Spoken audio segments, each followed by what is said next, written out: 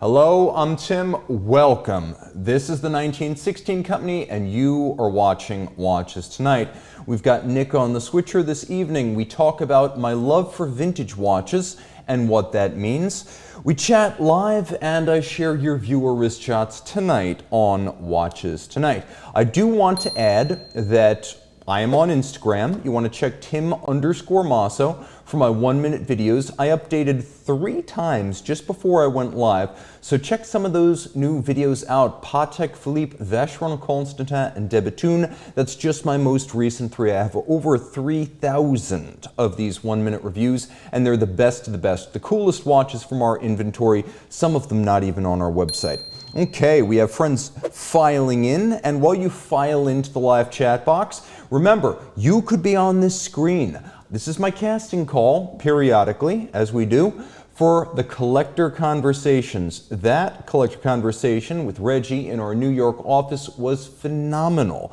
And if you can make it to either our Philadelphia or New York office, we want to hear from you.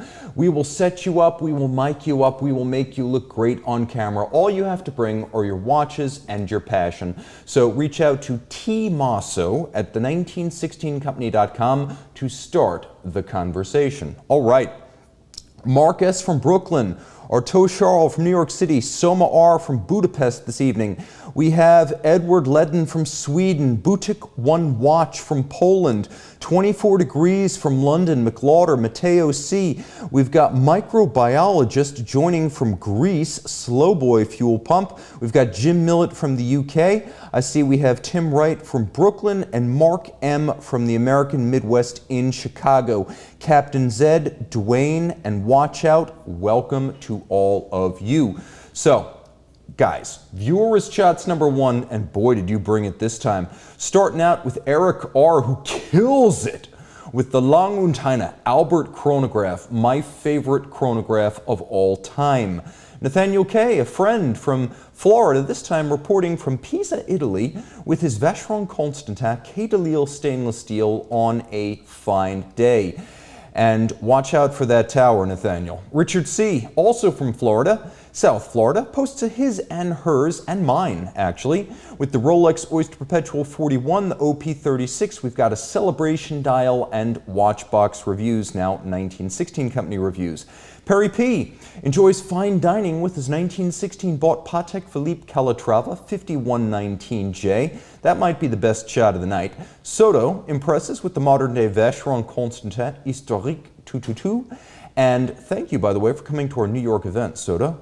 James L. and his Rolex GMT are in Kyoto, Japan, at the Thousand Gates Torii Shrine. Very cool shots. Keep them coming to Monday Mailbag at the1916company.com.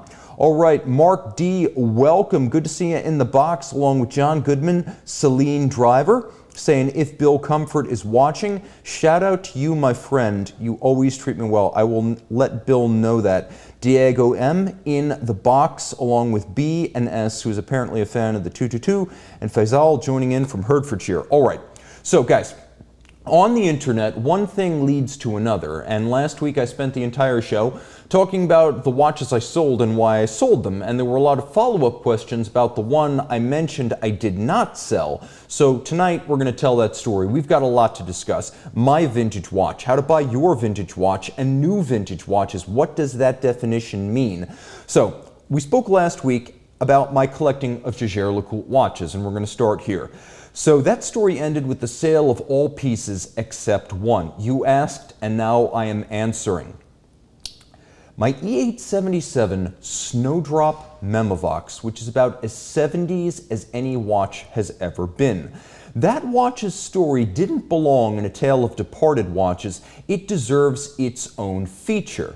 Now, I considered a vintage watch of some kind to be an essential part of the authoritative JLC collection I was trying to build. I needed something that was old and really tightly bound to the company's heritage.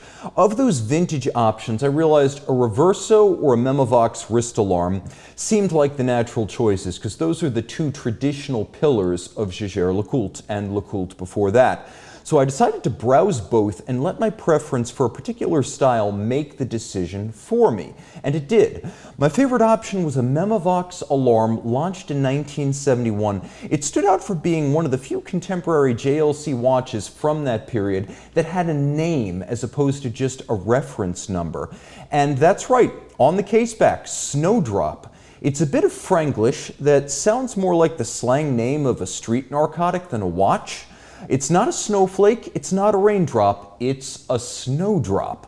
Okay, just roll with it. But what I love is it has a name, which makes it a lot more endearing than, say, an E870 or E877 or E859. Now, all of those actually had names, but this is one of the few JLC watches that had the personality that comes with a great name. Nautilus, Royal Oak, Snowdrop. Okay, one of these things is not like the other, but it meant a hell of a lot more to me. So, it actually sounds like something Jimmy would be described as selling in Motley Crue's Dr. Feelgood. And yes, this 1980s flashback makes me grateful for the fact that metal bands like Amon Amarth stick to t-shirts and jeans these days. So, I digress. Aside from the fact that I believe the alarm is the most practical and useful complication, I adore lugless watches and the way they fit. Now that's a 48mm HYTH0 there, but you know what? It wears so short across the wrist that it makes my baby wrist look like a good match for a watch that's the size of a hockey puck. So I am all in for lugless watches. In fact, when I interviewed Ulysse Nardin General Manager Mathieu Haverlon a few months back on this channel, we spent some time after the recording talking about future directions for the Freak, and when the topic of making the traditionally huge Freak watches wearable came up, I actually retrieved the Snowdrop to demonstrate how a 43mm lugless watch could seem almost petite compared to the traditionally 43 to 45mm Freaks. And the Snowdrop was new to him as a watch. It was the first time he'd seen it, but he was so impressed by the wearability of the case that he took multiple photos for future reference. So if you wind up seeing a Freak that looks like the E877, don't be shocked down the line. Okay, lugless and an endearing name, both great starts, but I also like dark dials, and most vintage JLC watches feature dials that are gray, silver, or white. Even most examples of this model don't feature dark dials. There are a few I found on Chrono, and that's just about all of them. And I knew I wouldn't get many chances at the rare black dial model. Urgency was injected into my search in 2016 when JLC half revived the Snowdrop. You could see that it's not quite the Hodinkey effect here, but I was worrying about something relatively close. My previously obscure vintage watch had been somewhat mainstreamed.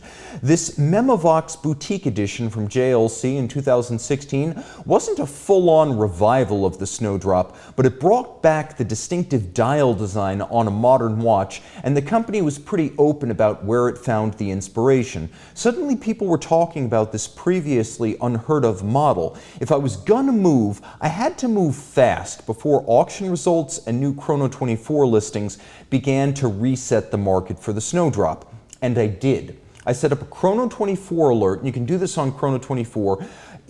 If a model or a reference or a brand name meeting a certain description pops up in a listing, it'll send you an email. So this is what I did, and I got that email. And I found my future watch for an asking price of $5,500 in Romania. Okay. And yes, I'm thinking the same thing you are. Is this a scam? There were plenty of concerns. A small dealer with very little online footprint. It only had a Chrono 24 store. It didn't appear to have its own standalone website. That's usually a red flag that this is a relatively small operation or something that's fly-by-night. Rightly or wrongly, and I don't want to slander anyone or any country or even an entire geographic region, but Eastern Europe has a lingering reputation for underground economies, black markets, and scams. Now, there's a historic reason for this. Underground economies and black markets were natural outgrowths of the kind of liberal economies that existed in the era of Ottoman, Austrian, and Russian empires that traditionally controlled that region. When it's difficult to do business openly and above ground, things go underground. And to a large extent, a lot of that infrastructure still exists today. Even today, it's no coincidence that 90% of the phishing emails that I receive to my corporate account here come out of Eastern Europe. And Eastern Europe also wasn't a major destination for 1970s JLC products, so the location didn't seem to be as organic as if this watch popped up in New York City or Berlin or especially Rome. Photos. In the listing, there were only a handful, and the quality level seemed more 2009 camera phone than 2017, 2018 iPhone or Samsung powered equivalent. The watch has a mineral crystal too, which was the short-lived thing before plexiglass, well after plexiglass, but before sapphire. So there was the mineral crystal, which was basically a piece of glass. And it had a lot of scratches on it that made it somewhat difficult to ascertain the actual condition of the dial of this watch. Scratches and abrasion marks obscured the dial somewhat, and that's must-have information when you're dealing with a vintage watch. So much, even if it's not Rolex, is wrapped up in the condition of the dial. But I wanted that dial so much, and it was an incredible dial. And I did everything in my power to investigate this listing. First, Google Maps confirmed that there really was a business listed under the name in the location claimed. So while they didn't have a website, there was something on Google Maps that listed a watch vendor in that location under that name. So very limited form of vetting, but it worked out. Second, I asked the dealer to forward extra photos, and he complied. Extra photos that is not stock stuff in the listing shows that at the very least he may have access to the watch. Third, I asked the dealer specifically to set the watch to 537, and this is how you find out that the watch is definitely in the dealer's hand. Have you ever seen a stock online photo of a watch set to 537? I didn't think so. It proved that the dealer really did have the watch. Fourth, I asked, does the watch need a professional service? And rather than being told everything is mint condition, it needs nothing, the answer came back in the affirmative that yes, the watch did need service, that it was running, but it should probably be cleaned, oiled, and adjusted. And I took that as an uncommon bit of candor from a dealer looking for either a fast or facile money grab. Rather than just yesing me to death and giving me the answers I want to hear, he told me that the watch was going to require me to put some money into it, and I took that as an act of good faith. Fifth, I checked the location of the bank associated with the wiring instructions, and sure enough, it was a few blocks away from the location of that dealer that I Google mapped. So at least things are sort of coming together. They are where and who they appear to claim they are. So finally, the leap of faith. I asked myself, how much money could I afford to lose if this went south and the whole thing is a hustle in the end? And I decided that $5,000 was an acceptable bet based on my resources, my appetite for risk, and what I thought the watch was worth. So, the watch arrived as promised 4 days later. Sure enough, it needed a service, but the Snowdrop case finish, engraving depth, and dial were as clean and crisp as maybe a 5-year-old watch, not one well over 40. I was a happy customer. I left them nice feedback. I committed to a full restoration at JLC, which was in itself a leap of faith, given the factory service horror stories I've heard involving vintage watches, particularly what happens to the case finish and the dials. But I've got nothing nasty to say about JLC factory restoration. It cost more than a standard service, but the watch came back beautiful, and I felt like I got my money's worth for about 2,000 bucks.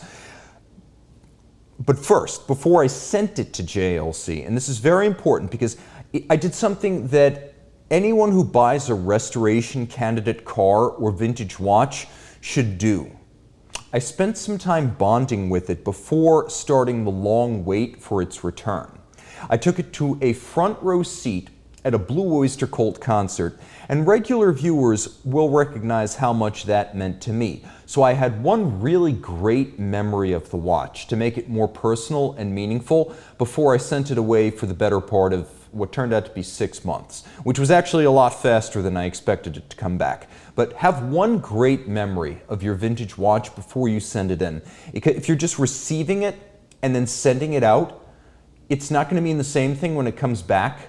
and you're not going to have any kind of affection for it while it's away. So definitely make sure you do that. Let's see. How many people are watching? We're almost at 200. Let's get this up to 200. Let's get this up to 200, and from there, as we discuss vintage watches and how to buy them tonight, we'll see if we can go for 3. That's always a big ask. So Soma R saying, I live in Eastern Europe and I don't buy from Eastern Europe, only if I know the source personally. Norm M saying, the more obscure the watch, the lower the potential for fakes, for one thing, and we're going to talk a little bit about that too. Watch Enthusiast saying, recent release from Furlan Mari has a lugless design. And Celine Driver saying, I don't buy from Eastern Europe, just a rule I have. And it's not a bad rule. We've also got Thomas Oliver Price, greetings from Poole Harbor. And JD saying 34mm gold quartz JLC chrono currently on the 1916 website is calling me. That is a very cool mecha quartz chrono. Believe it or not, there is a tantalum version of that watch that was launched in the 80s. That's out there somewhere. Someday it'll be mine. We got Joshua joining us, waking up early from Auckland, New Zealand. Glad to see that. We got Mark M saying, let's go for 300 concurrent viewers. If we can get 300 people watching this all at once, I'll be a happy man. And then Steve 1010, greetings Tim. How many miles do you ride on your bike per week? I can tell you I rode 100 this weekend. And in the heat, I was downright dizzy by the time I hit my door. It was definitely a risk, but I'm glad I did. Okay, viewer wrist shots. Number 2, I asked, you answered. Tony C features watches and wheels with his Lexus and his Italian heritage themed Dan Reuter DR02 custom chronograph. We love to see those Dans out there. Jeff S and his high performance Escalade V head for the beach with the Grand Seiko SBGC 230 Tokyo Lion limited edition. Daniel M captures his Blancpain Le Mans Aqualung at close range, 100-hour power reserve, satin case, you know I love it. Matthew W shares a rare Linda Verdlin hard black big date during a recent trip to Finland, the land of lakes. Shamal D forwards a classical cuff shot of this classical Chrono Swiss regulator, one of the iconic pieces from the GR Long era of Chrono Swiss. Guys, send your wrist shots to MondayMailbag@thewatchbox.com to see your pieces on these pixels. Gags117 asking, will they ever do a tantalum or titanium reverso? Tantalum reverso? Boy, would I love to see that.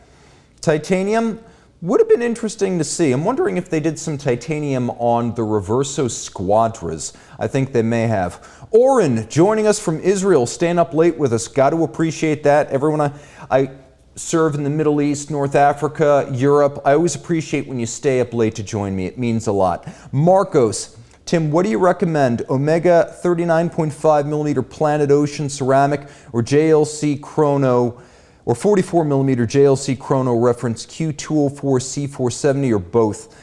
I would say if you want a diver, go with the Planet Ocean, and that is the size to get. I would say I use a dive watch more than anything else, so I'd go with the 39.5 ceramic Planet Ocean. Chaitanya joining in and saying a lot of vintage watches are being put up for auction these days. Other than box papers, polishing, any other things we should inquire? I would always ask, does it need a service? An honest auction house should tell you. I would also want to know information like serial numbers, series numbers, sequence numbers. If it's at auction, they should be open with that information. It shouldn't be blocked out or secret. And I would say realistically at that point, what you've got to do is go back to other auctions and start looking at pricing history. We have media joining in from Zurich and Me Lee Mike from South Florida. All right. Question from Andrew K. Crador H. Ruri or Longa Stealth Crador? That's just my personal preference. Okay, vintage watches. Now some advice. I'm going to talk about how to buy vintage watches. And this is very important because I'm not going to tell you how to buy Rolex or Patek Philippe or Audemars Piguet. This is guidelines for how to buy a vintage watch and protect yourself. And it's broadly applicable no matter what brand or price point you are looking into. So let's talk a bit about how to buy a traditional vintage watch. Now, traditional, by this I mean watches made before the 1980s and typically before quartz watches made purely utilitarian mechanical watches are relevant. So where you start here is first look extensively before deciding what you actually want. Vintage is a huge world. You've got decades and thousands of brands. You've got pocket watches and wristwatches and many styles and sizes.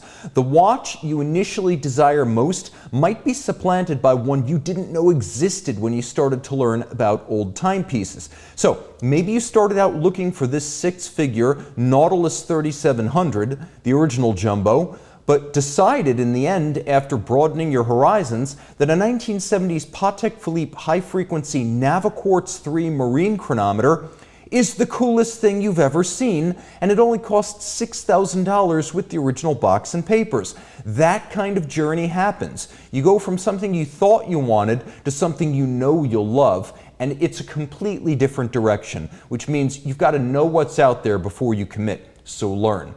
Part of the thrill is the pursuit. Or you might start looking for a vintage red Rolex Submariner or red Submariner before realizing that the 1970 Jaeger LeCoultre Polaris 2 E870 diving alarm is cooler, rare beyond comparison, and the less expensive dive watch when compared to a red sub. It also has an alarm, which makes it very, very cool, and an acrylic bezel, which makes it very, very 70s. Second, get the book. And I would always say, whatever brand you are searching, get the book. There's a reason for this. Written scholarship that's made it to print is your gold standard for everything from serial numbers to production numbers to product details. Internet experts, and self-proclaimed internet experts, are useful at times and to a point. But the ultimate in quality control is something that's packed with original research, archival photos, interviews with people who were actually there at the time the watches were made and marketed, and the cumulative knowledge of years or months spent on the project. Guido Mondani, John Goldberger, Manfred Rossler, Zaf Basha, Puki Papaleo Editori. These are people and groups who have spent more than a night on Google to compile info that's often pulled directly from the archives and records of the companies being profiled.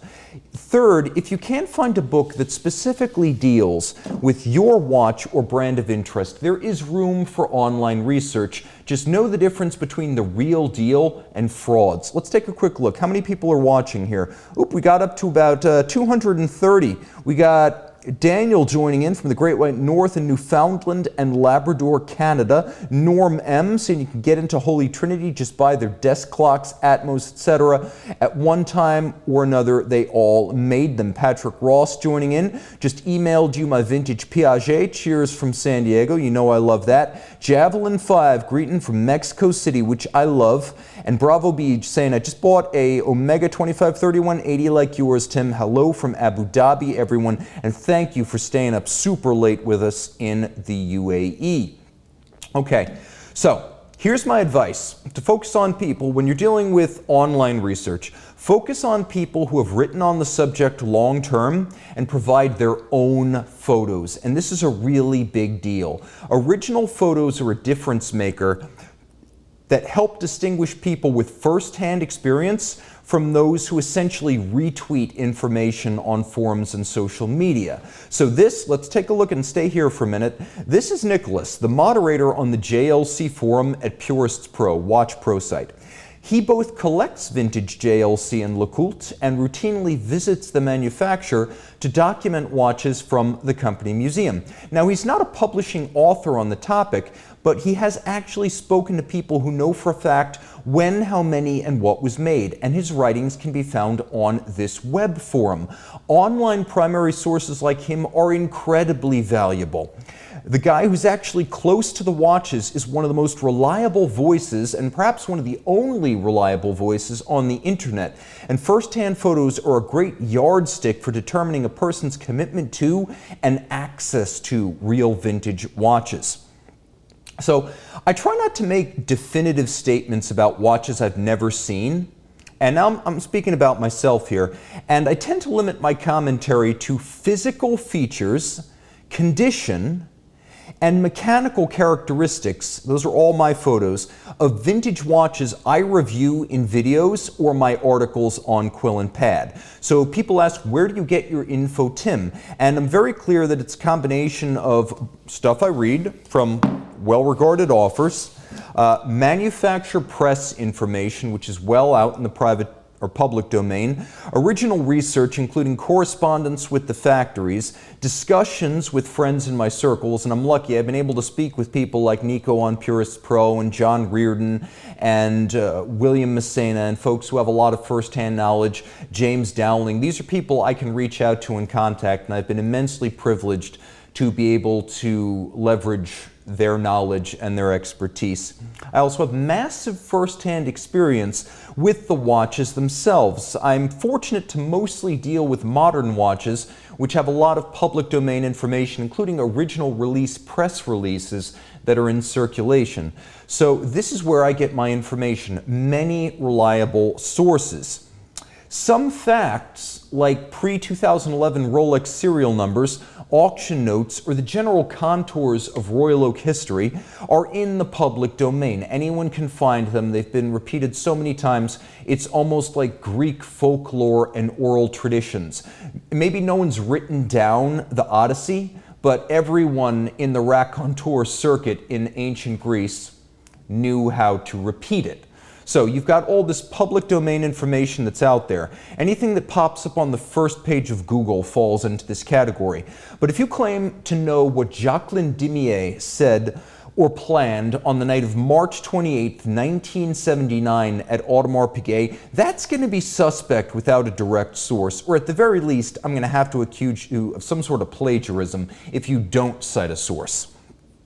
Okay, when you run into that guy online, don't take that guy at face value. Ask where he in turn read or heard what he just claimed or wrote.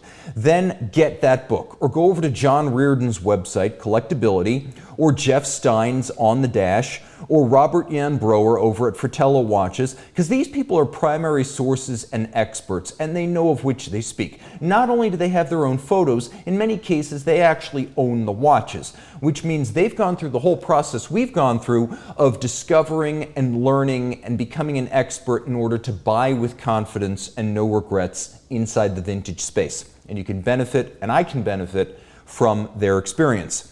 Beware of stuff that is both excruciatingly detailed and uncredited.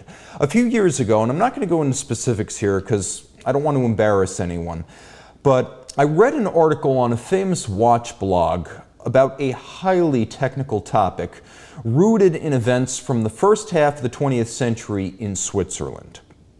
Although the article sprawled for nearly 5,000 words, the author, who was described as of college age, let's just leave it there, cited no sources and procured all of the photos from the internet.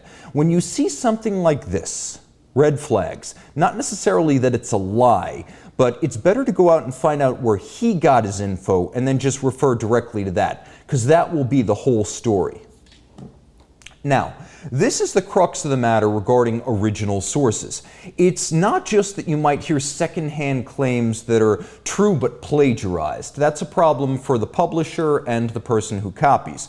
The real danger is that you put your trust in somebody with only second-hand or third-hand experience, and then you ask some kind of make-or-break question about originality or value or authenticity, and the forum expert suddenly doesn't have anywhere to turn because what you're asking isn't easy to find on Google or discussed directly on a real expert's website that he refers to. You want a first-hand authority like a collector's guide, an encyclopedia, or someone like John Reardon, who's an expert, worked for Christie's, worked for Patek Philippe, and has been trading vintage Patek for over a decade. Like, that's an expert. That's the person you want to consult. And really, that's the kind of person you want to buy from ultimately. The best will charge a premium, but it's worth your while. Okay, let's see what's going on in the box here. We're up to 250. Let's keep that number rising, guys. What else is going on here? Michael Riley. Tim, I've been thinking about a Reverso Classic as my next watch. Would you go monoface or duoface? I like monoface unless you're getting engraving. Okay, regarding money in vintage watches, I have some advice. First, there are no guarantees, only educated guesses. You take some chances when you buy a vintage watch. Second, only wager what you can afford to lose, as in gambling. Even dealers have been known to get duped, and then you buy their problem, and they don't necessarily know what they're selling, and that's a problem for you that becomes your problem once the money changes hands. If that's the case, they meant no harm in many instances, but they were in over their heads with a watch they couldn't vouch for, and this happens a lot. You're left holding the goods, and you might not find out until years later that it wasn't as represented. Third, insist on no-fault returns within a reasonable window. That's how we do business here, and we don't distinguish between vintage watches and pre-owned watches. You get a 7-day return window when you buy from us. That's often the case with other pre-owned vendors. We don't have an exclusivity on that. I just think it's the best practice when you're buying something you haven't seen firsthand. And that is true, I think, for all online purchases. You should be able to return something you haven't worn until you take delivery. It goes double here, where you might not be able to show the watch to your local expert until money has changed hands and the watch is delivered. You still need to be able to take it to your vintage guy and have him sign off on it. Fourth, pay extra for recent factory service, as long as it's not a hatchet job restoration gone wrong. There is a difference between something like a Rolex Atelier, yes, that's a real thing, factory restoration, and some guy who's just a technician. Factories, especially that one, are more likely to have all the production records and rarely return or agree to service frankenwatches or frauds. So if it's been through some sort of factory restoration and authentication, pay a premium for that. Fifth, as the value of the watch turns on some minuscule detail like text serifs or bezel printing, the more the value turns on that, the seller's burden of proof increases geometrically, because something small and easily faked becomes a bigger and bigger part of the total value. Ask and demand more of this seller than usual. Sixth, values go down. So buy what you want to keep, because values don't always go up, and there are some examples. In the 70s and 80s, the original vintage watch movement revolved around old pocket watches, and it was the only thing vintage collectors and serious mechanical watch fans wanted back during the quartz crisis. Now, that market, even for complications, even for Patek, Vacheron, Lange, Audemars, it is an ice-cold market for pocket watches. James Dowling told me in the 90s and early 2000s the hottest thing he followed in the wristwatch auctions of the time back then was the Rolex bubbleback, a market that has almost vanished among vintage collectors. The mid-2010s were a hot time on the vintage Heuer scene, but whether it was the constant reboots of the Tag Heuer brand itself, an end of breathless blogs about old Heuers, or simply a market correction, that bubble burst. They're still cool old watches, but Heuer is no longer like a 90s Beanie Baby situation where people expect an absurd investment to put the kids through college. Buy an old Heuer, like an old bubbleback or a pocket watch, because you think it's cool and you want to own it. Viewer wrist shots number 3. Adam H. highlights a rare Richard Page R-Page Rocket Divers with two-tone guilloche dial. Matt F. is in Japan with his modern Bulova Accutron Space View and Kabuto Mushi beetles, the Japanese rhinoceros beetle, a popular kid's pet in the region. We have Kevin M. is on brand as he takes his Tag Heuer Carrera for a drive in the car. Hector R. takes us back to the watch you want era with my JLC yearbook and Grand Seiko. Christopher Y. shares the impressive grace of his white gold Rolex Day-Date with gemstones, including emeralds. Send your wrist shots to mondaymailbag@thewatchbox.com to see your watch on this box. Vintage watches, the brave new world. We get into the world of what they call modern vintage, new vintage, young vintage, or late vintage. But this is the part where I get to tease my vintage passion, and we'll definitely have a full episode about this in the future, so stay with me. Depending on who you ask, the 80s, 90s, and 2000s are either new vintage, emerging vintage, or flat out not vintage.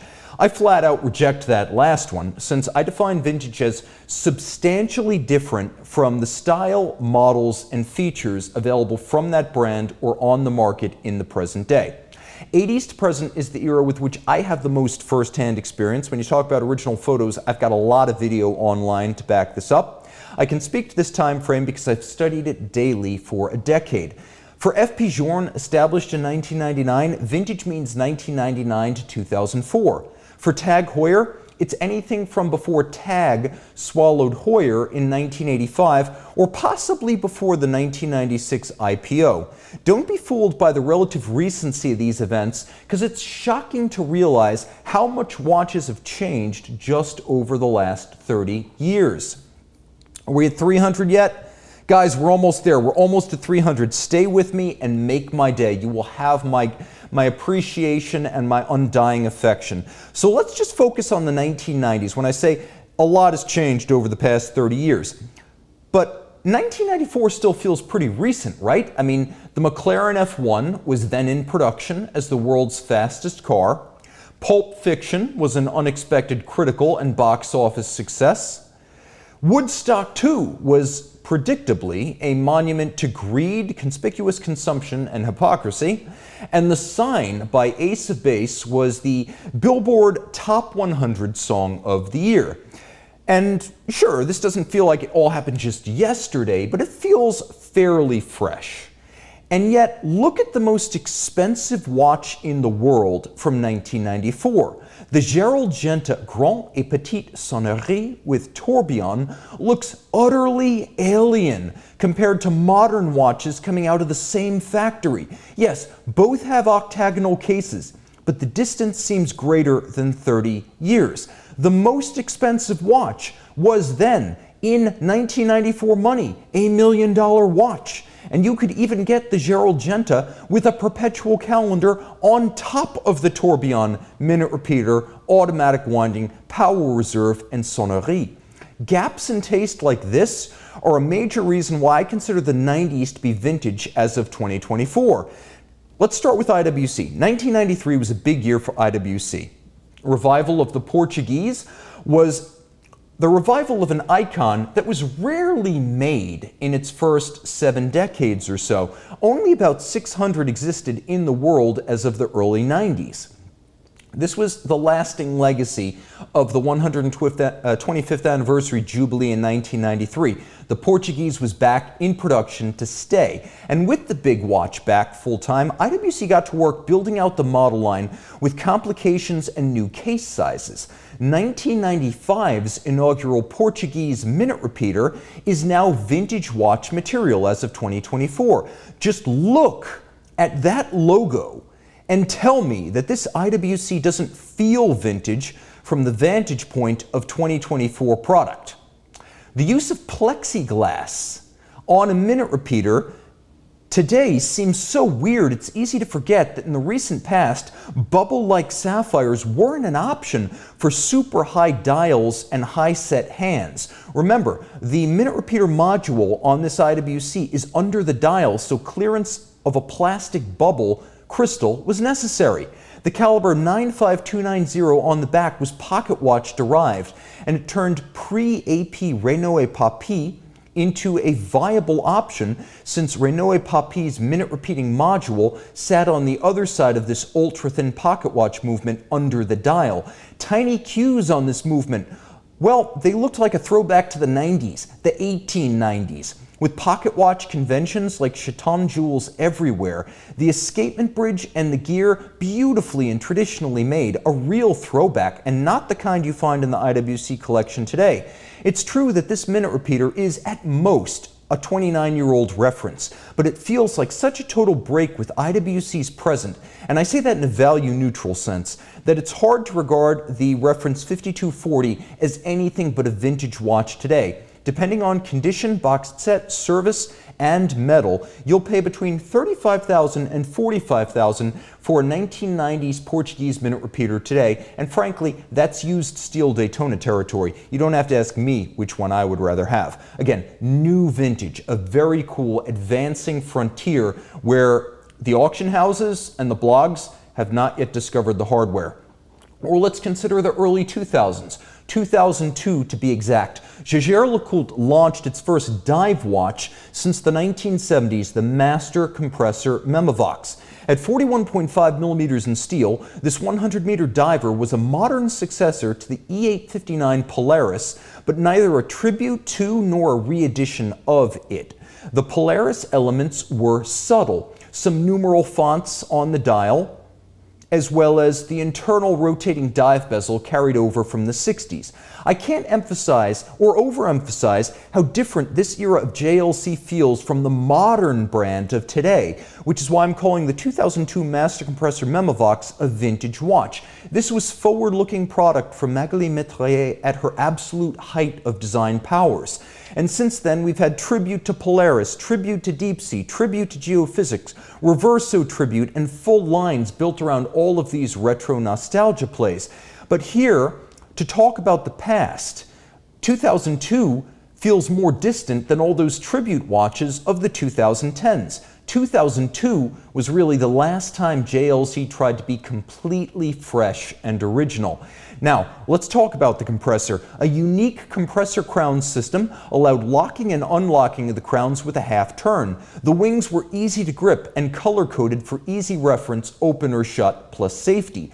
A diving alarm, this Memovox had a vocal caliber 918 underneath a glorious solid gold caseback disc, proclaiming the still unique then Master 1000 Hours timing test. This kind of no-holds-barred solid caseback is something rarely seen in 2024, when even the most mundane Sellita automatics are framed by sapphire backs. And frankly, I'd rather have JLC's alternative of an ounce of solid gold on the back of my watch with a cool design than see something as colorless and featureless as the tungsten rotor movements on current Polaris models. When equipped with the rare factory bracelet, each side of this clasp features an easy link-like micro adjustment. Let's go back one frame. That's an easy link on each side of the clasp.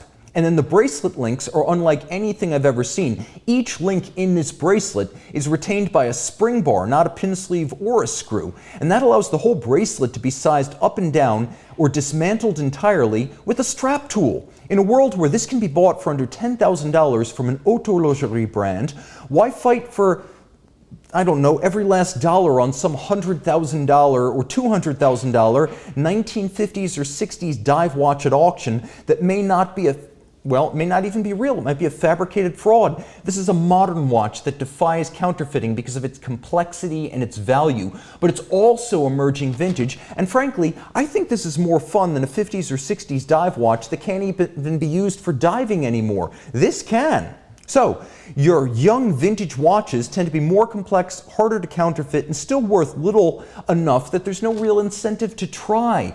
Everyone wishes, let's admit it guys, they bought a Patek Philippe Jumbo Nautilus when a 3700 was cheap. If you buy a young vintage watch today, I can't guarantee that it'll make you a fortune, but you'll never regret a watch that is fun to wear, and I can guarantee you they will be that. Viewers shots number 4. Adam and Sarah hit the waves of Candlewood Lake, Connecticut with Longines and Tissot. William B. impresses with his Breitling B1 LED Lume in Sheridan Beach, Indiana by Lake Michigan. A viewer with no obvious name on his internet handle captures the Tudor Black Bay Chrono with the RMS Queen Elizabeth. Miroslav R. is in Boca Bay, Montenegro with his Casio G-Shock DW5600, and Franchi A takes us home from the Dominican Republic with his Panerai Luminor Marina. Thanks to Nick on the switcher tonight, and thanks to you. Remember, Collector Conversations, reach out to T. Mosso at the1916company.com to set something up in my studio, and send your wrist shots to Monday Mailbag at the1916company.com. Time out, Tim out, and thanks for logging on.